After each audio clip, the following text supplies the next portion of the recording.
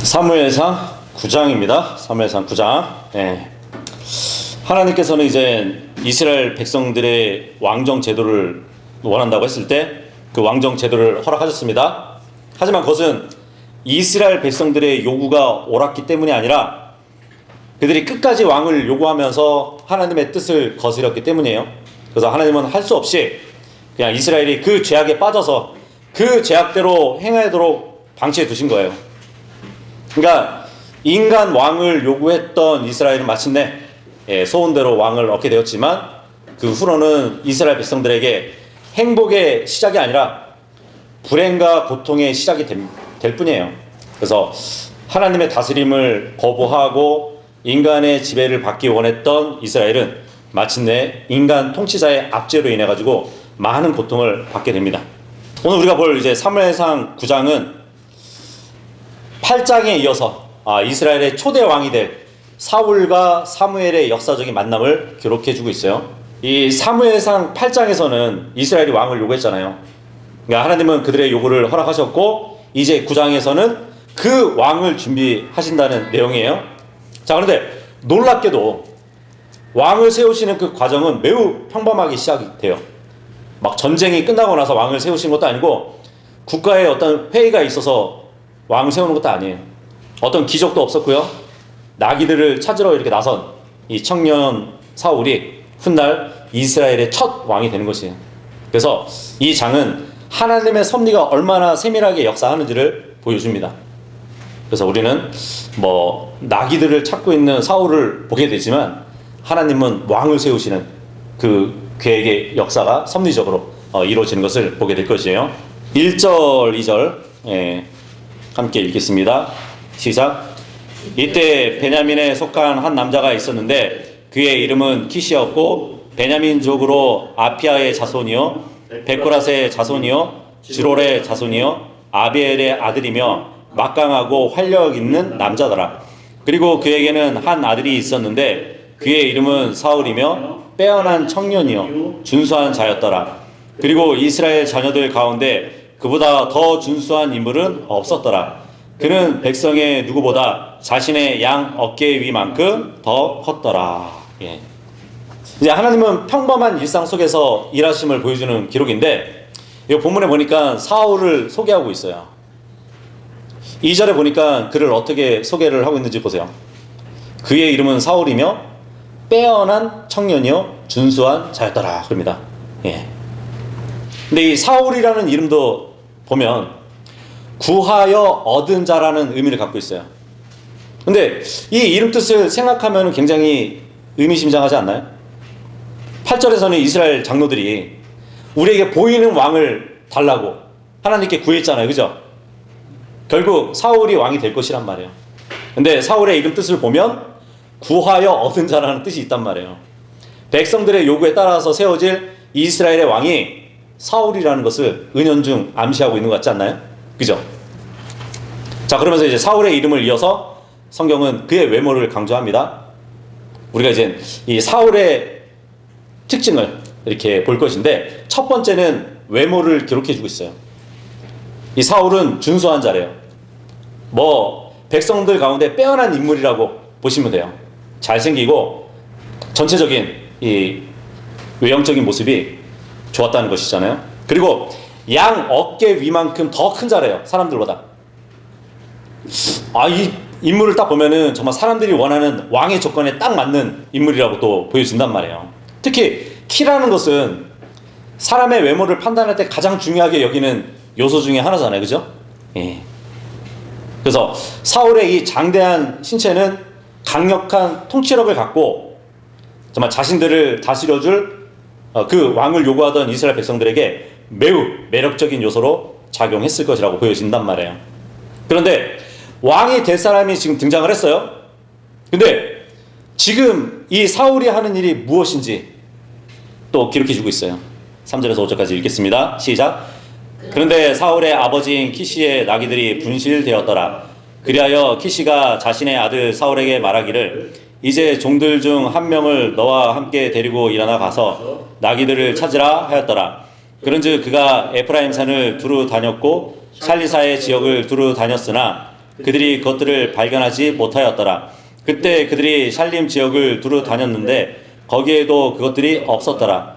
그러고 나서 그가 베냐민족들의 지역을 두루 다녔으나 그들이 그것들을 발견하지 못하였더라. 그리고 그들이 주프 지역으로 왔을 때 사울이 자신과 함께 자기 종에게 말하기를 오라 그런즉 우리가 되돌아가자. 나의 아버지께서 나귀들을 염려하시는 것을 그치고 우리를 걱정하실까 함이라 하였더라. 예. 1, 2절은 이제 왕이 될 인물을 딱 제시해 주시고 나서는 그가 하는 행동을 보니까 매우 평범한 행동을 하고 있어요. 그죠? 아버지가 잃어버린 나귀들을 찾고 돌아다니는 모습을 보고 있단 말이에요. 근데 이런 모습을 보면 참 우리는 하나님의 뜻을 굉장히 거창한 곳에서 이렇게 찾으려 했던 자리라고 또 생각하지 않나요? 근데 하나님은 직장이나 가정이나 교회나 학교나 일상 속에서 역사하시는 분이라는 것이에요. 뭐 사울은 왕궁으로 가는 길이 아니었어요. 나귀들을 찾으러 가고 있는 중이었어요. 근데 하나님은 그 길에서 왕을 만나게 하신단 말이에요. 사울의 아버지 키시는 아들에게 종과 함께 나귀들을 찾으라고 명령을 합니다. 또 이것을 보면은 이 사울의 아버지가 나귀들을 얼마나 귀중하게 여겼는지를 또 보여주죠. 아무튼 사울은 종과 함께 집을 떠났고요. 집으로부터 더 먼 곳까지 그리고 더 샅샅이 막 찾아 두루 다녔는데 찾지를 못했어요. 그 나귀들을.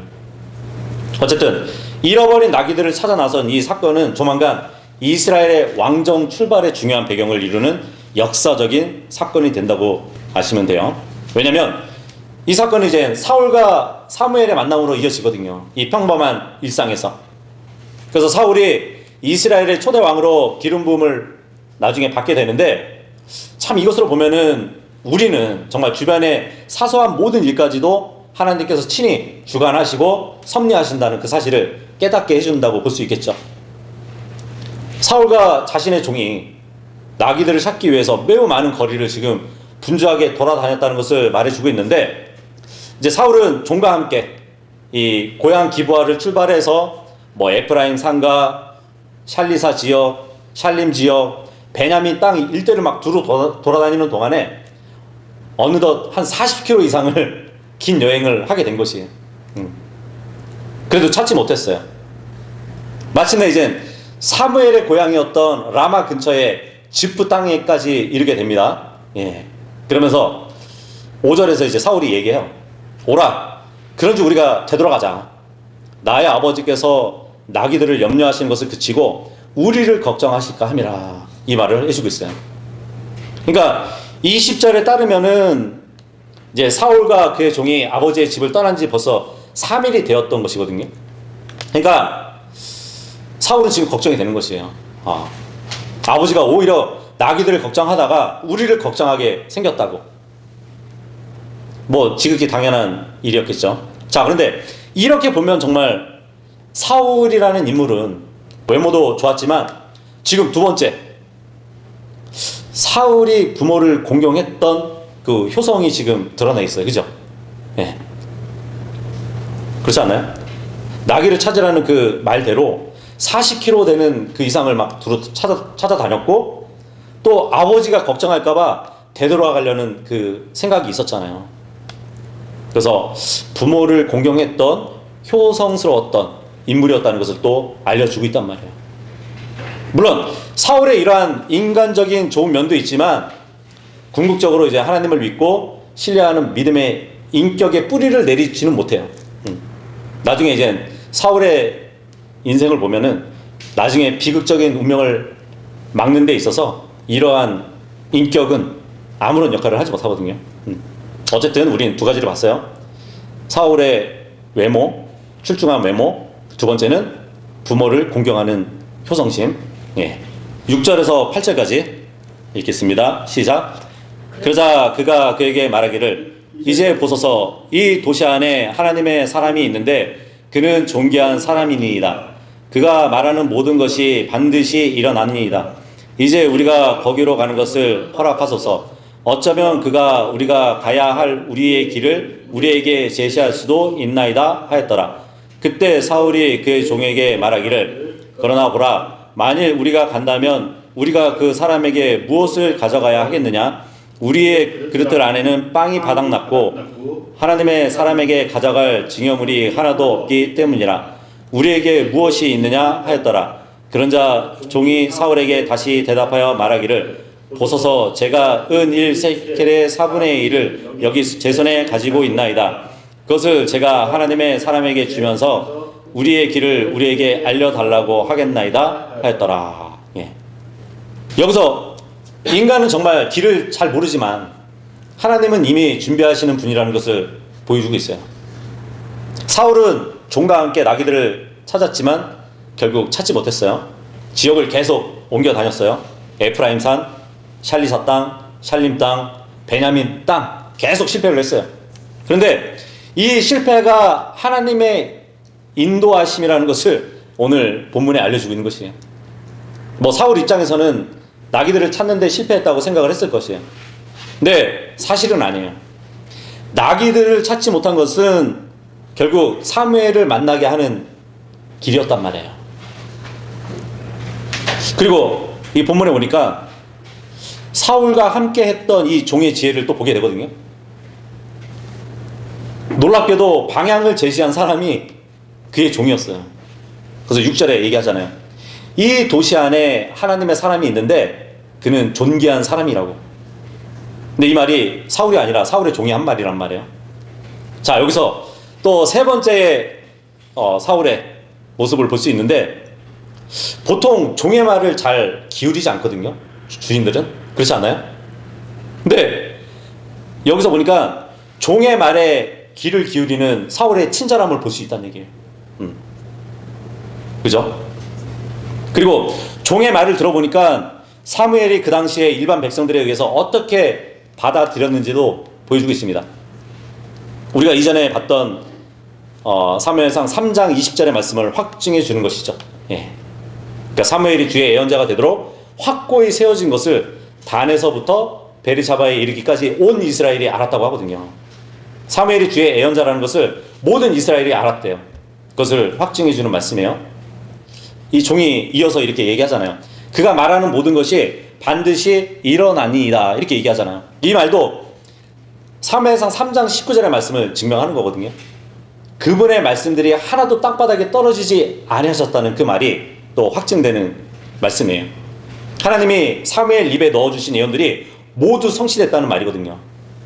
어쨌든 이렇게 하나님은 때때로 뭐 지도자나 친구나 배우자나 심지어 이름 없는 사람을 통해서 길을 열어주는 거예요. 예. 사울의 입장에서는 문이 닫혔다고 생각했지만 그 종을 통해서 실패가 아니라는 것을 보여준단 말이에요.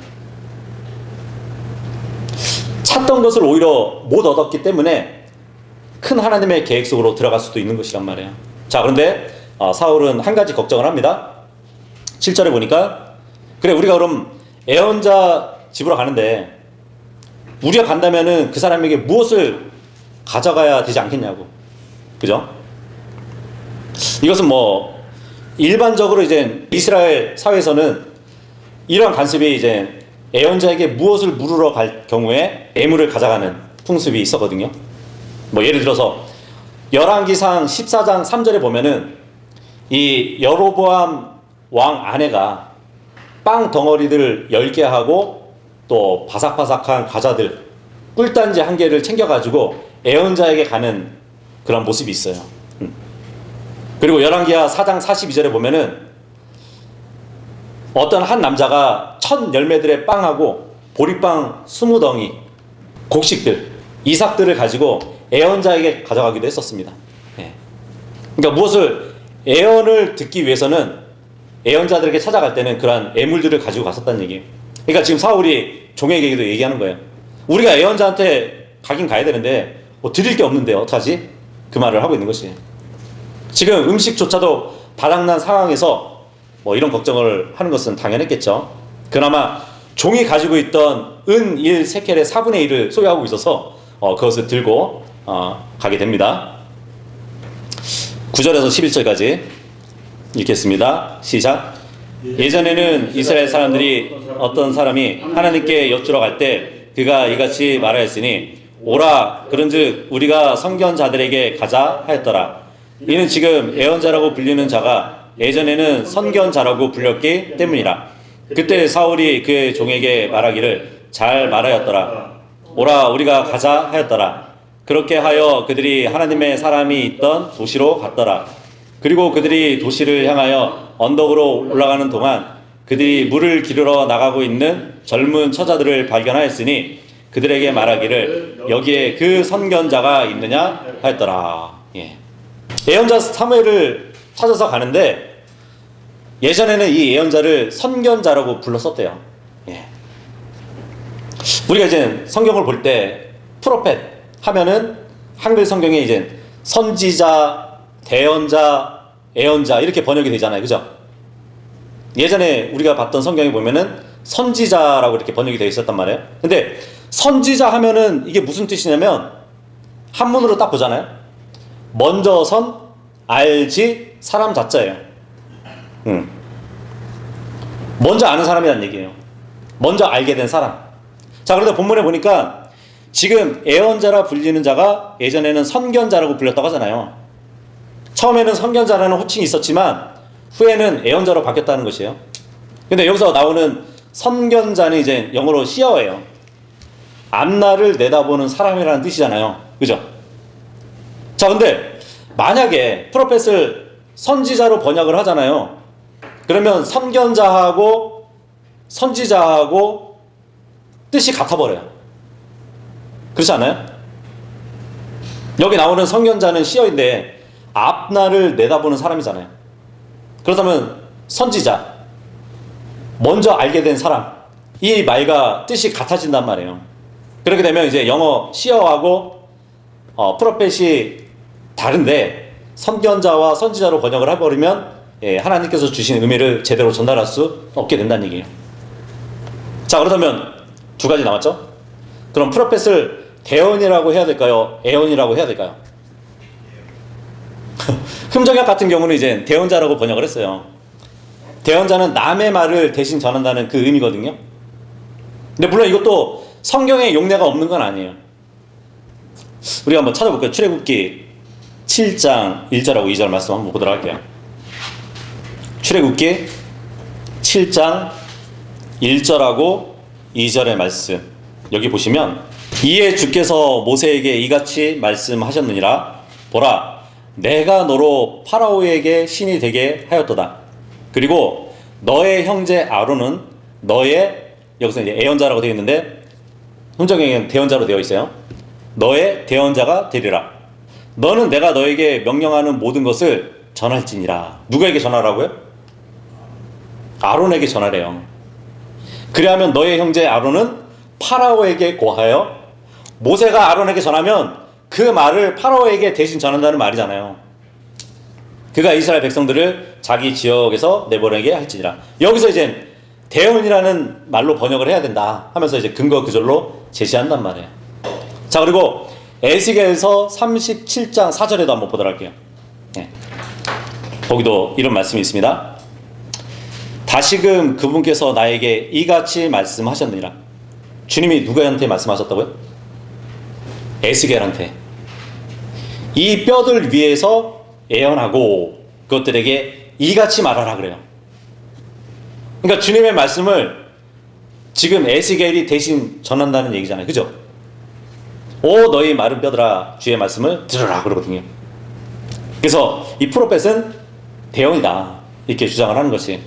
그러니까 구약시대의 예언자들은 하나님의 말씀이 자기에게 임했을 때 주가 이같이 말하노라 하면서 선언을 한단 말이에요. 그러면서 이 선포하는 메시지들을 딱 보면 다 앞날을 위한 메시지였어요. 그래서 대언이라는 그 말에 예언적인 요소도 있다. 하지만 대언이라고 번역을 해야 된다. 그렇게 얘기합니다. 그리고 이제 프로펫을 이제 헬라어로 보잖아요. 그러면은 합성어거든요. 프로페테스예요. 프로는 앞에라는 뜻이고 페미는 말하다라는 뜻이에요. 앞에 말하다. 대언자 하면은 앞에서 말하는 자가 되겠죠. 그죠? 예. 그렇게 해서 대언으로 번역을 해야 된다. 자, 그런데 에언이라고도 번역을 해야 된다고 하는 입장에서는 여기 헬라어 프로페테스, 앞에서 말하는 자가 아니라 앞을 말하는 자라고, 그러면서 이제 베드로 후서 3장 2절의 말씀을 근거로 둬요. 이렇게 말씀합니다. 이는 거룩한 예언자들에 의해서 미리 언급된 말씀들, 이게 무슨 말일까요? 앞에 일을 미리 말씀하신 예언을 가리키는 거예요. 그것에 관해서, 그리고 주 곧 구원자의 사도들인 우리의 명령에 관해서 너희로 하여금 명심하게 하려 함이라 그래요. 이렇게 해서 대언, 애언 뭐 두 가지로 번역되는 것이란 말이에요. 근데 사실 대언이라고 하면은 직접적인 뜻은 대신 말한다는 의미만 갖게 될 수도 있어요. 우리나라 한글은 소리음이라 좋은 면이 있어요. 예를 들면은 교회를 한번 생각해 봐요. 이 교회도 두 가지 뜻을 갖고 있거든요. 두 가지 뜻을 갖고 있는데, 첫 번째는 가르칠 교회, 모일 회예요. 네. 하나님의 말씀을 가르치고 배우기 위해서 사람들이 함께 모이는 공동체를 교회라고 한단 말이에요. 그리고 두 번째 뜻이 뭐 있냐면 사길 교회, 모일 회로 쓸 수 있어요. 주님과 성도들의 교제를 위한 모임을 가리킬 수 있단 말이에요. 그 두 가지 의미가 있어요. 근데 한문으로 따지면은 두 가지 중에 하나만 택해야 되잖아요. 그죠? 그래서 한글로 교회 했을 때는 이 두 가지 의미를 다 가질 수 있단 말이에요. 가르칠 교도 되고 사길 교도 가질 수 있다는 얘기예요. 두 가지 의미를 다 가질 수 있다는 얘기예요. 마찬가지로 하나님의 말씀을 대신 전하기 위해서는 주님의 말씀을 받아야 하잖아요. 그래서 하나님은 늘 애언자들한테 내 말을 네 입에 넣었다는 표현을 많이 쓰세요. 그렇게 되면 애언이라는 이 함자가 맡길 애자와 말씀 언자로 이루어질 수도 있어요. 말씀을 받아서 대신 전한다는 뜻이 되잖아요. 그리고 미리 애자와 말씀 언자로 될 수도 있어요. 앞으로 다가올 일을 미리 말한다는 뜻이란 말이에요. 근데 한문으로 표기하면은 하나를 선택해야 돼요. 둘 중에 하나를. 예전에 저도 이제 대언이 맞지 않을까, 물론 애언의 요소가 있으니까 그게 맞지 않을까 생각을 했었는데, 이 한글의 소리음으로 번역하면 두 가지 뜻을 다 가질 수 있는 것은 애언이란 말이에요. 그죠? 예. 어쨌든 그것을 지금 우리가 받고 12절에서 14절까지 읽겠습니다. 시작. 그러자 그 처자들이 그들에게 대답하여 이같이 말하였더라. 그가 있나이다. 보소서. 그가 당신들보다 앞에 있나니 이제 서두르소서. 이는 그가 오늘 도시에 왔기 때문이요 오늘 높은 처소 안에서 백성의 희생자가 있기 때문이다. 당신들이 도시 안으로 들어서자마자 그가 식사하러 높은 처소로 올라가기 전에 당신들은 곧바로 그를 발견할 것이니이다. 그가 희생 제물을 축복함으로 백성이 그가 올 때까지는 먹지 않으며 나중에서야 초대된 자들이 먹기 때문이니이다. 그러므로 이제 당신들은 올라가소서. 이는 이때쯤 당신들이 그를 발견할 것이기 때문이다. 그리하여 그들이 도시 안으로 올라갔는데 그들이 도시 안에 들어섰을 때 보라, 사무엘이 높은 처소로 올라가기 위해 그들 맞은편에서 나왔더라. 지금 애언자를 찾고 있는 사울과 종에게 물을 기르러 왔던 처자들이 알려주고 있는 것이에요. 오늘 높은 처소 안에서 백성의 희생자가 있기 때문에 이미 라마에 와 있다고 그렇게 얘기를 해주고 있어요. 자, 그런데 여기서 높은 처소, 이 단어가 처음 쓰인 것이 바로 여기에요. 하이플레이스, 높은 처소. 사실 이 높은 곳은요, 하나님께 희생자를 드렸던 곳이에요. 물론 여기에서 이제 용례가 처음 쓰였지만 주님께 희생자를 처음 드린 높은 처소가 어딘지 아세요? 노아의 방주가 안착을 했던 아라랏산이에요. 노아는 그 높은 처소에서 주님께 희생물을 드렸어요. 그런데 열왕기상 11장 7절에 보면은 이 솔로몬이 이제 모압의 크모시아하고 암몬의 후손들의 몰렉신을 위해서 예루살렘 앞에 있는 언덕에 높은 처소 하나를 건축했다고 기록되어 있어요. 이방신들을 세웠다는 얘기예요. 높은 처소에. 그래서 이 높은 처소 하면은 전쟁터를 연상케 한단 말이에요. 그러다가 이제 열왕기하 23장 15절을 보잖아요. 거기 보면 여로보암 왕이 높은 처소에 우상 숭배를 할 수 있는 곳을 만들었는데 요시야 왕이 그 높은 처소를 불로 태우고 가루로 막 잘게 분쇄하는 일이 있었다는 얘기예요.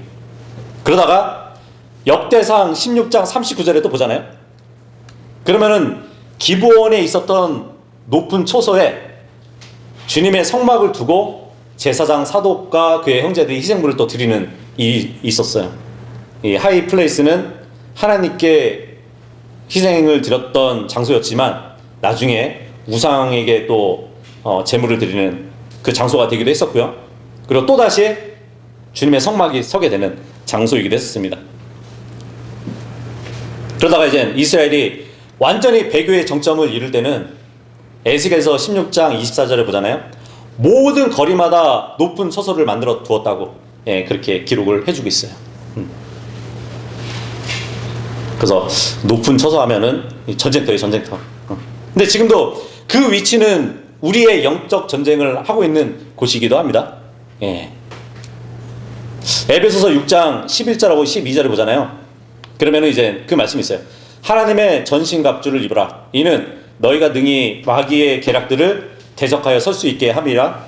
이는 우리가 살과 피를 대적하여 맞붙어 싸우는 것이 아니요 오직 정사들을 대적하고 권능들을 대적하며 이 세상 어둠의 주관자들을 대적하고 높은 곳들에 있는, 여기서 높은 곳들에 있는 하이 플레이스예요. 그죠?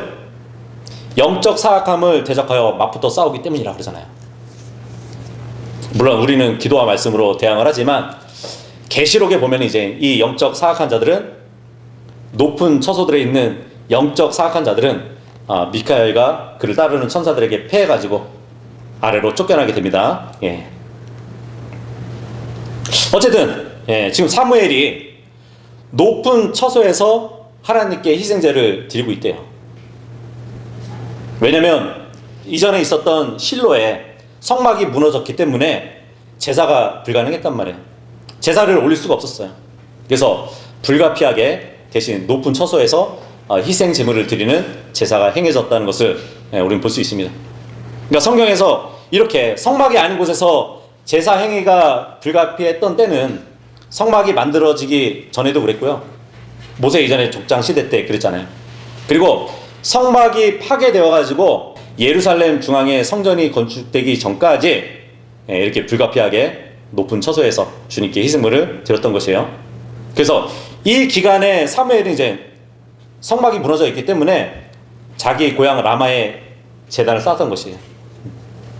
근데 우리가 사는 이 시대는 또 다르죠.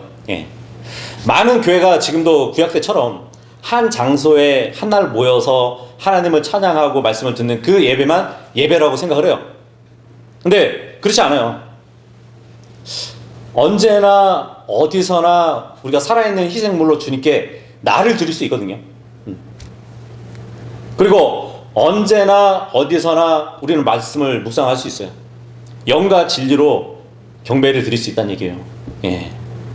다만 이 교회는 세상으로부터 불러냄을 받은 모임이기 때문에 히브리서 10장 25절의 말씀처럼 서로 우리가 말씀으로 권면하기 위해서 갖는 모임인 것이에요.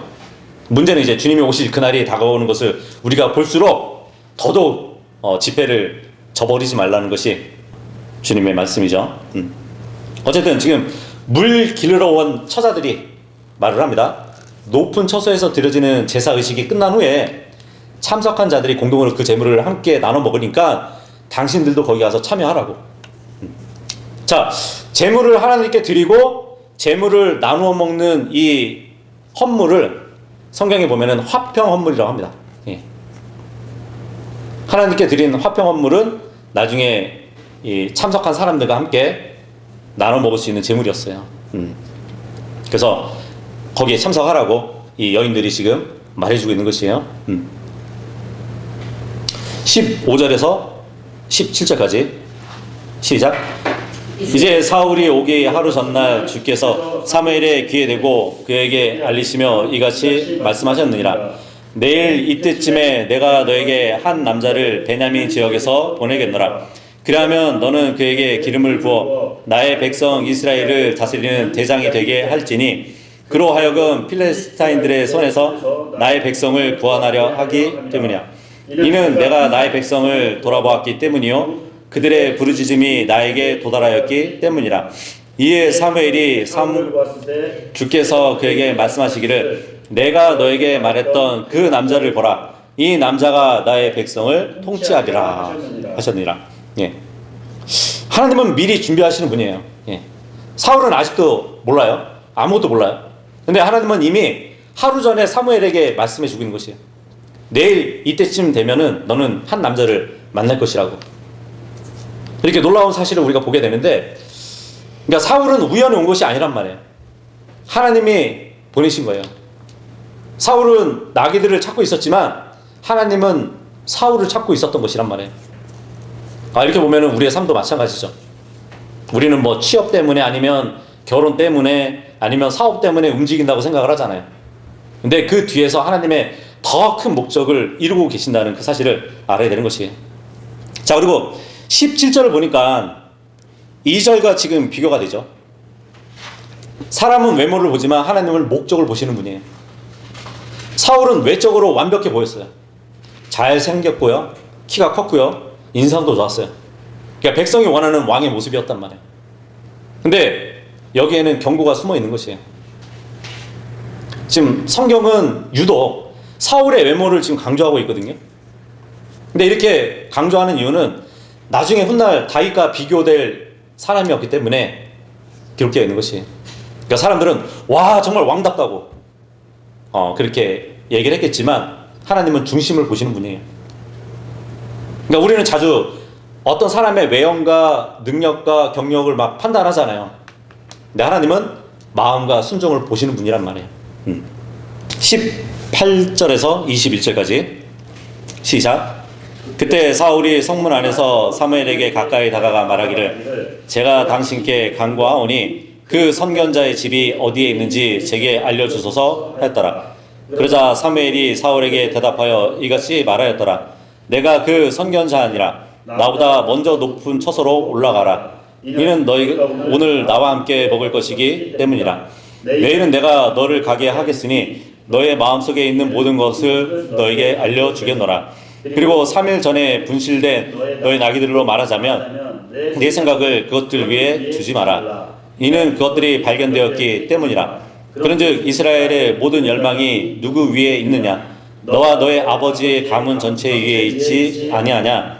그러자 사무엘이 대답하여 말하기를 제가 이스라엘 지파들 중 가장 작은 지파 출신으로 베냐민족이 아니니까. 그리고 제 가족은 베냐민 지파의 모든 족속들 중 가장 작지 아니하나이까. 그럴진데 어찌 당신께서 제게 이같이 말씀하시니까 했더라. 예. 이제 사울의 시각에서는 물길로 나오는 처자들의 안내로 도시로 들어가는 중이었어요. 근데 그때 때마침 또 희생 제물에 축복하려고 높은 처소로 가기 위해서 성문을 나오는 사무엘을 만나게 되는 것이에요. 근데 사무엘의 시각에서는 이미 하루 전에 하나님이 지시를 주셨잖아요. 한 남자를 만날 것이라고. 그래서 서로 이렇게 성문에서 만난 것이에요. 사무엘은 내일 일을 약속하면서 사울이 묻기도 전에 나귀들에 관한 언급을 하고 있어요. 예. 나귀를 찾고 있다고 얘기도 안 했는데 사무엘이 먼저 나귀에 관한 언급을 한단 말이에요. 이것은 바로 사울이 찾는 선견자가 바로 자신이라는 것을 증명하는 일이었어요. 그래서 사울은 깜짝 놀랍니다. 예. 그리고 지금 이스라엘 왕으로서 세워질 것을 지금 사무엘을 통해서 알게 되는데 사울은 깜짝 놀라요. 21절에 보니까 제가 이스라엘 지파 중에서 가장 작은 지파 출신으로 베냐민족이 아니냐고. 그죠? 예. 그렇죠. 근데 이것은 물론 사울의 겸손이기도 하지만 팩트이기도 해요. 왜냐하면 베냐민 지파는 정말 작았거든요. 가나안에 들어왔을 때만 해도 이 베냐민 지파는 7번째로 강대했었어요. 근데 예전에 레인의 첩을 길르앗에서 강간했던 자들로 인해 가지고 베냐민 지파는 이 남은 지파 이스라엘과 싸우게 됐고요. 거의 전멸되다시피 해가지고 겨우 600명만 남았었잖아요. 그죠? 근데 사울 시대에도 여전히 베냐민은 다른 지파에 비해서 그 수가 적었기 때문에 사울은 지금 얘기하고 있는 것이에요. 저는 이스라엘 지파 중 가장 작은 지파 출신이라고 자신을 소개하고 있단 말이에요. 그래서 사울은 지금 자신이 왕이 될 자격이 없다고 생각을 하고 있는 것이에요. 근데 여기서 중요한 진리는 하나님의 선택은 인간의 자격 때문이 아니에요. 하나님은 자신의 목적 때문에 세우신다는 거잖아요. 그죠? 근데 우리도 마찬가지죠. 하나님은 가장 뛰어난 사람만 사용하지 않으세요. 가장 유명한 사람만 사용하지도 않으세요. 그러니까 하나님의 은혜는 자격자의 그 어떤 상이 아니라 죄인에게 베푸시는 선물이란 말이에요. 자, 그리고 사울의 또 네 번째 모습을 볼 수 있습니다. 사울의 겸손을 볼 수 있어요. 예. 그렇다고 너무 겸손을 떨면 안 되겠죠. 예. 모세처럼. 저는 입이 둔해가지고 안 된다고 계속 나약함을 막 드러내면서 자신을 사용하지 말라고 막 그랬잖아요. 근데 사실 하나님은 자신의 능력을 보이시려고 약한 자를 사용하시는 거예요. 사람이 판단하면 안 돼요. 하나님은 자신의 목적 때문에 쓰시는 거지 착각하면 안 돼요.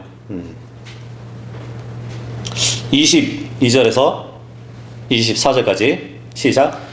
이에 사무엘이 사울과 그의 종을 데려다가 그들을 접견실 안으로 인도하였으니 그들을 약 30명쯤 되는 초대받은 자들 가운데 제일 가는 위치에 앉게 하였더라. 그러면서 사무엘이 요리사에게 말하기를 내가 너에게 주었고 내가 너에게 말하기를 그것을 네 곁에 따로 떼어 놓아라 하였던 그 몫을 가져오라 하였더라.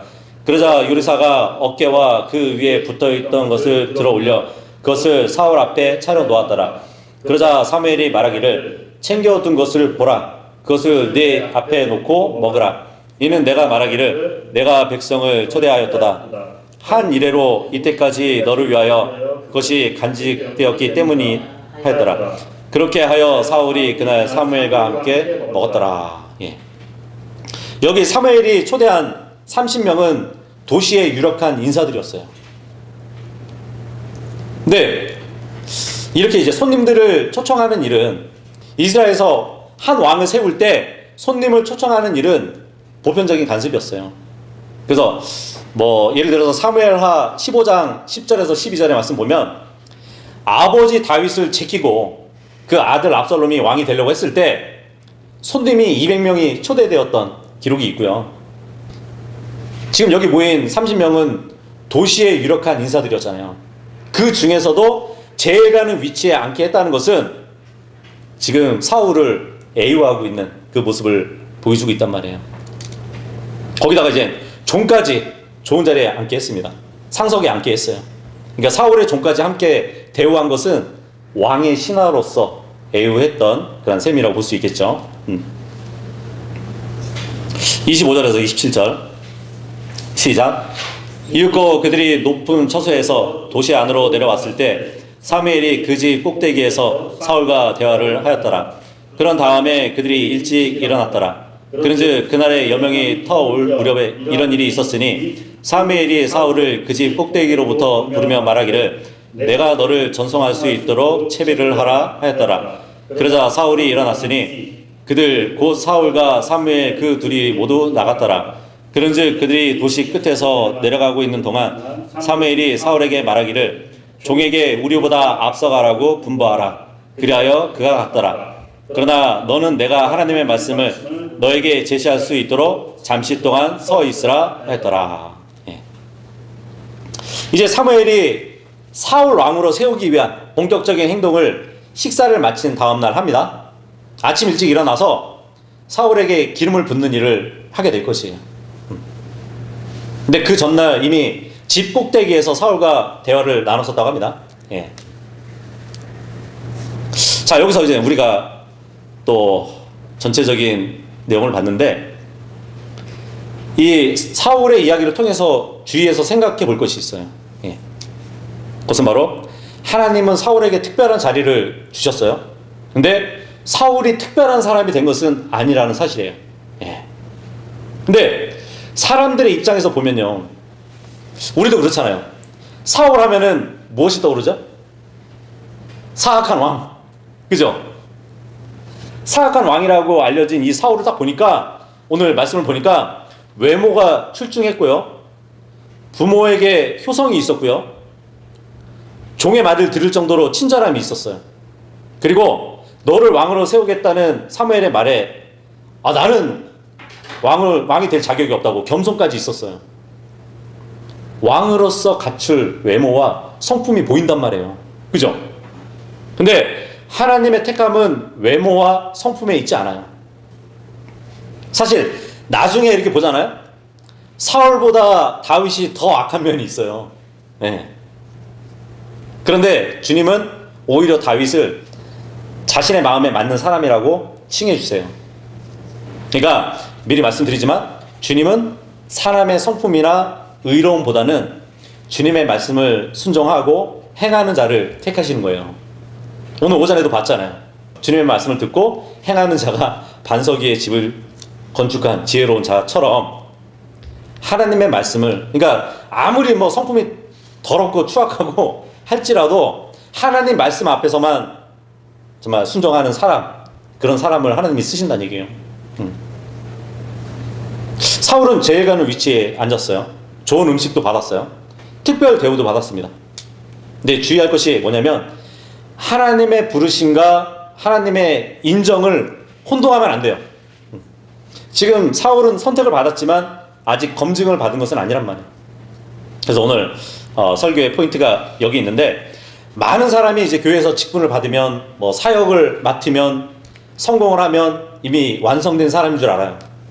근데 하나님은 먼저 높여 놓으시고 그 후에 시험하시는 분이에요. 사울은 잃어버린 나귀들을 찾다가 왕이 되는 길로 들어섰습니다.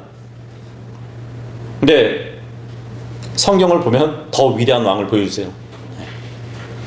예수 그리스도는 잃어버린 짐승을 찾으러 오신 것이 아니라 잃어버린 죄인들을 찾으러 오신 분이에요. 그죠? 네. 그리고 사울은 자신도 모르게 왕의 길로 인도받았어요. 근데 예수님은 의도적으로 십자가의 길을 걸으신 분이에요.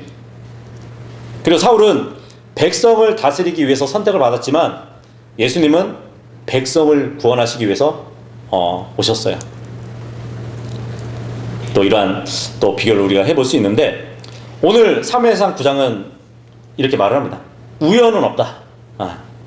나귀들이 사라진 것도 그렇고, 종이 애언자를 찾아가자고 제안한 것도 그렇고, 또 사무엘을 만난 이 모든 일들이 다 하나님의 섭리였다는 것을 보여주고 있어요. 그래서 우리는 작은 일에 일상에서 살고 있다고 생각을 할 수도 있지만, 하나님은 그 작은 일을 사용하셔가지고 거대한 계획을 이루시는 분이에요. 그래서 오늘 말씀을 통해서 나는 현재 평범한 일상 속에서도 정말 하나님의 섭리를 보고 있는지, 내 인생에 어떠한 닫힌 문이 있다면 그것을 실패라고만 생각하고 있지 않은지, 그리고 외모와 조건으로 사람을 판단하고 있지 않은지, 그리고 하나님의 부르심보다 사람의 인정을 더 추구하고 있지 않은지, 지금 겪고 있는 일이 사실은 더 큰 하나님의 계획을 위한 과정일 수 있다는 그 믿음을 가지고 있는지, 우리가 한번 깊이 생각해 볼 수 있는 모두가 될 수 있기를 바라겠습니다.